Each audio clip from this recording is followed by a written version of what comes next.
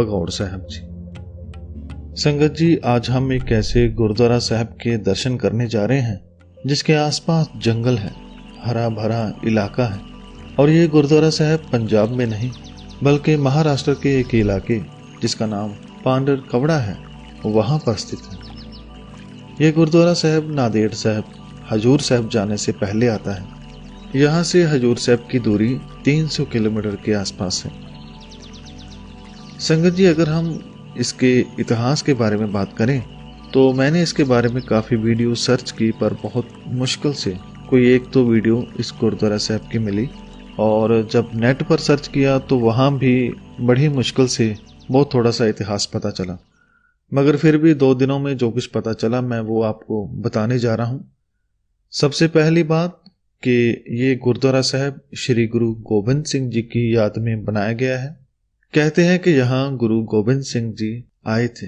और अगर हम इस गुरुद्वारा साहब के बोर्ड पर लिखे इतिहास पर नजर मारें तो पता चलता है कि जब गुरु गोबिंद सिंह जी पंजाब से होते हुए नांदेड़ महाराष्ट्र की तरफ जा रहे थे तो वह राजस्थान से होते हुए बुरहानपुर मध्य प्रदेश और फिर वहां से पड़ाव दर पड़ाव करते हुए आगे बढ़ रहे थे। उनके साथ कुछ सिख भी थे।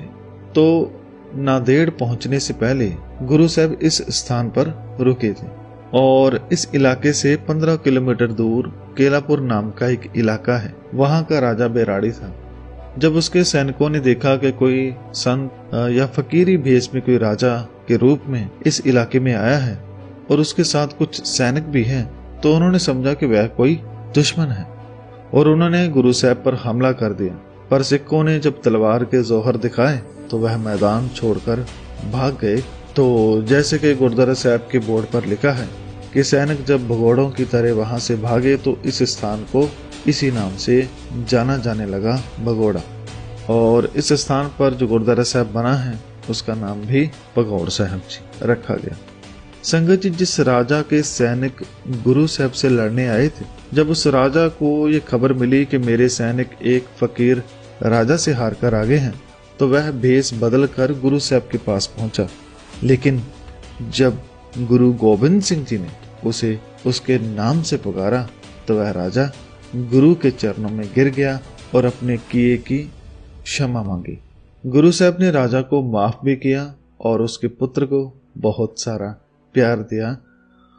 तो ऐसा ये इतिहास गुरुद्वारा साहब के जो साथ में बोर्ड लगा है वहां पर लिखा है। संगत जी, इस गुरुद्वारा साहब के इतिहास से एक बात तो पता चलती है कि गुरु साहब जब नांदेड़ जा रहे थे तो कुछ दिन यहाँ रुके थे। यहाँ का माहौल बहुत ही शांत है, जो कि आज भी है। और गुरुद्वारा साहब के पास में ही एक डैम भी बना हुआ है, वही डैम उसको कहते हैं, जो इस माहौल को और भी सुंदर बना देता है। लेकिन इस स्थान पर जितना सुंदर ये वातावरण है उतना ही बुरा इसका हाल कोरोना की वजह से इन दिनों हो गया था। जब बड़े बड़े राज्यों ने मजदूरों को शहरों से निकाल दिया था तो इस गुरुद्वारा साहब से थोड़ी दूर जो मेन रोड है वह पैदल चलने वाले मजदूरों से भरा रहता था। इस रोड के आसपास ना कोई दुकान थी ना कोई ढाबा था, मगर यहाँ पर एक गुरु का सिख जरूर था जो उसी गुरुद्वारा साहब से लंगर की सेवा चलाता था, जिसका नाम है सरदार करनैल सिंह खैरा, जो हर रोज रोड के पास में लंगर लगाता है। जब पैदल यात्री ज्यादा आने लगे तो उन्होंने लंगर को और तेज कर दिया और रोजाना हजारों नहीं बल्कि लाखों लोगों को लंगर खिलाया। इस गुरसिख की उम्र 81 साल है और इनके इस नेक काम के चर्चे देश में भी हुए, विदेश में भी हुए। इन्होंने बहुत सारे लोगों को लंगर चखाया।